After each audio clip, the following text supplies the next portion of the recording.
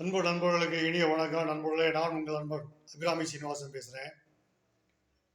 இன்றைக்கு நம்ம இந்த புத்திர பாவம் பற்றி நம்ம கொஞ்சம் ஆய்வு பண்ணிக்கிறோம். நிறைய பேருக்கு இந்த புத்திர பாக்கியம் இல்லாமல் ரொம்ப மன உளைச்சலில் இருக்கக்கூடிய ஒரு நிலை இப்போ ரொம்ப அதிகமாக இருக்குது. அது காரணம் உணவு முறைகள் அப்படி இப்படின்னு சொன்னாலும் ஜாதக ரீதியான தோஷங்களும் நிறைய இருக்குது. இதில் பிள்ளை பேரை தடை பண்ணுது, தாமதப்படுத்துது.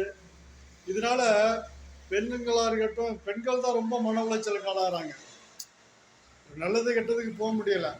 அப்படி அங்கே போனோம்னா இவங்களை ஒரு ஒதுக்கப்பட்டவர்கள் மாதிரி பார்க்கும்போது அவங்களுக்கு ரொம்ப மனசு சங்கடப்படுது.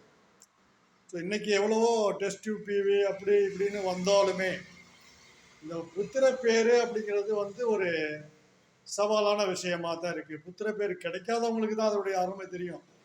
4 பிள்ளை 5 பிள்ளை பெற்றவங்கலாம் பெரிய தொல்லையாக நினைக்கிறாங்க. ஆனால் பிள்ளை இல்லாதவங்களுக்கு தான் பிள்ளையோட அருமை தெரியும் அப்படிங்கிற மாதிரி ஜாதக ரீதியாக பாருங்கள். இன்றைக்கி ஒரு எடுத்துக்காட்டாக ஒரு ஜாதகத்தை நான் உங்களுக்கு சொல்லியிருக்கேன். கடகலக்கணம், கடகலக்கணத்துக்கு 5ஆம் இடம் பாருங்கள். 5ஆம் இடம் விருச்சிக ராசியாக வரும். அந்த விருச்சிக ராசி 5ஆம் இடம் 5 கூடியவனாக செவ்வாய் ஆகிறாரு. இந்த செவ்வாய் பாருங்க எங்க இருக்காரு, 9ஆம் இடத்துல இருக்காரு. சாபங்கள் பல வகைப்படும். புத்திர தோஷங்களை ஏற்படுத்தக்கூடிய சாபங்கள் பல வகைப்படும். இதுல முதலாவதா இருக்கிறது நம்ம நாகசாபம் அப்படிங்கிறத நம்ம எடுத்துக்கிறோம். இப்ப நாகசாபத்தின்படி புத்திர தோஷம் எப்படி ஏற்படுகிறது அப்படிங்கிறத இந்த உதாரண ஜாதகத்தின் மூலம் நம்ம தெரிஞ்சுக்கலாம். அதாவது ஒருத்தருடைய ஜாதகத்துல அவங்க லக்னம் எது வேணாலும் இருக்கலாம். நாங்கள் கடகலக்கணங்களை மென்ஷன் பண்ணியிருக்கேன் சும்மா உதாரணத்துக்காக. இந்த லக்னத்துக்கு 5ஆவது வீட்டை பாருங்கள். 5ஆம் வீட்டில் எந்த கிரகமும் இல்லை, சுத்தமாக இருக்குது, விருச்சகம். அதே நேரத்தில் அந்த 5 கூடையவன் ராகுவோட போய் சேர்ந்திருக்கார். அப்போ 5ஆம் வீட்டை எந்த சுப கிரகமும் பார்க்கல. குரு பாருங்க, கடகலக்கணத்திற்கு பாக்கியாதிபதினு சொல்கிறோம். அந்த குரு 10ஆம் இடத்துல போய் இருக்காரு. ஆனால் இந்த 5க்கு பார்வை இல்லாமல் இருக்கு. அவர் சந்திரனை பார்க்குறாரு, ஆனால் 5ஆம் இடத்தை பார்க்கல. அப்போ 5ஆம் இடத்துக்கு எந்த ஒரு சுப கிரகத்துடைய பார்வையும் இல்லை அப்படிங்கிறத ஃபஸ்ட்டு தெரிஞ்சுக்கணும். இப்போ 5ஆம் இடத்துக்கு எந்த சுப கிரகம் பார்வை இல்லை அப்படிங்கிறது ஒரு மைனஸ், புத்திர பாக்கியத்திற்கு தடை ஏற்படுத்தும் நிலை. இப்போ இந்த 5 கூடிய கிரகம் ராகு போய் 5 கூடிய கிரகம் ராகு கூட போய் சேர்ந்திருக்கு பாருங்க 9ஆம் இடத்துல. அப்ப ஒருத்தருடைய ஜனனல் லக்னத்திற்கு 9ஆம் இடத்துல ராகுவோ கேதுவோ இருந்தாலும் அது புத்திர பாக்கியத்தை தடை செய்யுது. அப்ப 5 கூடையன் போய் அந்த ராகுவோட போய் சேர்ந்துடுறாரு. ராகு 9ஆம் இடத்துல இருக்கு. இப்போ இது போன்ற அமைப்பு புத்திர தோஷத்தை ஏற்படுத்தும் அமைப்புன்னு நம்ம சொல்றோம்.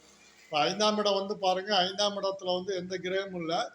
5 கூடிய செவ்வாய் போய் ராகுவோட சேர்க்கை ஆகிறாரு. அங்கே ராகு லக்னத்துக்கு 9ஆம் இடத்துல இருக்கு. இது புத்திர தோஷத்தை ஏற்படுத்தக்கூடிய ஒரு அமைப்பு. அது நாகசாபம் சொல்கிறோம். நாகசாபம்னு பார்த்தீங்கன்னா 5ஆம் இடத்துல ராகு கேது இருந்தால் மட்டும்தான் நாகதோஷம் அப்படின்னு சொல்கிறது இல்லை. 5ஆம் இடத்துக்கு உரியனோட ராகு கேது இருந்தாலும் பெண்கள் ஜாதகத்தில் 9ஆம் இடத்துல ராகுவோ கேதுவோ சனியோ இருந்தாலும் அது நாகசாபம் பெற்ற ஜாதகம். அங்கே லக்னத்திலே ராகு இருந்தாலும் நாகசாபம் பெற்ற, ராகுவோ கேதுவோ இருந்தாலும் அது நாகசாபம் பெற்ற ஜாதகம் அப்படின்னு நம்ம தெரிஞ்சுக்கணும். இதுக்கு பரிகாரம் அப்படின்னு பார்த்தீங்கன்னா ராமேஸ்வரம் போகிறதுங்க. ராமேஸ்வரம் போய் அங்கே அக்னி தீர்த்தத்தில் கணவன் மனைவி இருவரும் ஒருத்தர் கையை ஒருத்தர் பிடிச்சிக்கிட்டு அங்கே கடலில் நீராடுறது, நாகத்தை பிரதிஷ்டை பண்ணி வைக்கிறது. அப்போ இந்த ராமேஸ்வரத்தில் அக்னி தீர்த்த நீராடல், நாக பிரதிஷ்டை இதெல்லாம் பண்ணிக்கிறது, காளகஸ்தி போகிறது, அங்கே சர்ப்பசாந்தி பண்ணிக்கிறது, இது போன்ற கருமாரி அம்மன் இந்த மாதிரி நாக தேவதைகளை போய் வழிபாடு பண்ணுறது, புற்றுக்கு பால் ஊற்றுறது, இதுபோல் திருநாகேஸ்வரம், இந்த சர்ப்ப சம்பந்தப்பட்ட திருப்பாம்புரம், திருநாகேஸ்வரம், கீழ்பெரும்பள்ளம் இதெல்லாம் ராகுகேதுக்குள்ள தோஷ பரிகார ஸ்தலங்கள். இங்கெல்லாம் போய் பரிகாரங்கள் செய்துக்கிறது இந்த நாக சாபத்தை போக்கக்கூடிய பரிகாரமாகும். அப்போ லக்னத்துக்கு 5ஆம் இடம் சுத்தமாக இருந்தும் அந்த 5ஆம் இடத்துக்குரியவன் 9ஆம் இடத்துல இருந்து ராகுவோட சேர்க்கை ஆகிறது ஒரு புத்திர தோஷம் அப்படின்னு நம்ம சொல்றோம். இந்த 5ஆம் இடத்துக்கு சுப கிரகங்களுடைய பார்வை இல்லாம போறதும் புத்திர தோஷம். அப்ப 5க்குடைய கிரகம் ராகுவோ கேதுவோ சனியோட சேர்ந்தாலும் புத்திர தோஷம் அப்படின்னு சொல்றோம். பெண்கள் ஜாதகத்துல புத்திர ஸ்தானம் வந்து 2 இடத்த சொல்றோம். ஒன்று 5ஆம் இடம், இன்னொன்று 9ஆம் இடம். 5க்கு 5 9ஆம் இடம். இப்போ 9ஆம் இடம் தான் உண்மையை கரு உற்பத்தி ஸ்தானம் சொல்றோம். அந்த இடங்கள்ல ராகுவோ கேதுவோ சனியோ சம்மந்தப்பட்டாலும் அது புத்திர பேரை தடுக்கும் ஒரு அமைப்பாக இருக்குன்னு தெரிஞ்சுக்கணும். அதுக்கான இந்த சர்ப்பசாந்தி பரிகாரங்களை தெரிஞ்சுக்கிட்டு அதை நீங்கள் முறையாக செஞ்சீங்கன்னா புத்திர பாக்கியம் கிடைக்கும் அப்படின்னு சொல்லி இந்த புத்திர தோஷத்தை கொடுக்கும் சாபங்கள் வகையில் இப்போ நம்ம நாக சாபத்தை பற்றி மட்டும் பார்த்துருக்கோம்.